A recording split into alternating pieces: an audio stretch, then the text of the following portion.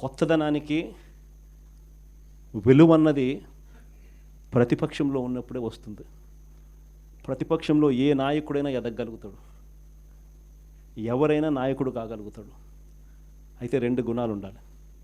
ఒకటి ప్రజలకు అందుబాటులో ఉండడం, రెండవది చిక్కటి చిరునవ్వుతో పలకరింపు. 2 ఖచ్చితంగా ఉండాలి. ప్రతిపక్షంలో ఉండాల్సింది మరొక మేజర్ గుణం ఏమిటి అని అంటే, ప్రజలకు ఏదైనా సమస్య వచ్చినప్పుడు ప్రజల తరపున మనం ప్రజలకు తోడుగా నిలబడగలగడం. ఈ 3 చేయగలిగితే ఎవరైనా లీడర్ కాగలుగుతాడు. ఇక్కడ నుంచి స్టార్ట్ చేయండి. నియోజకవర్గం స్థాయిలో నియోజకవర్గ అధ్యక్షుడిగా ఉన్న ప్రతి ఒక్కరికి నేను చెప్తా ఉన్నా, ఈ రోజు నుంచి స్టార్ట్ చేయండి. మనం ఈరోజు చూసేది యూత్ అధ్యక్షుడిగా, నియోజకవర్గం ఇన్ఛార్జిగా, యూత్ అధ్యక్షుడిగా ఫస్ట్ అడిగే ఇది. మీ చివరి అడుగు ఎమ్మెల్యే కావడం, అది గుర్తుపెట్టుకోండి.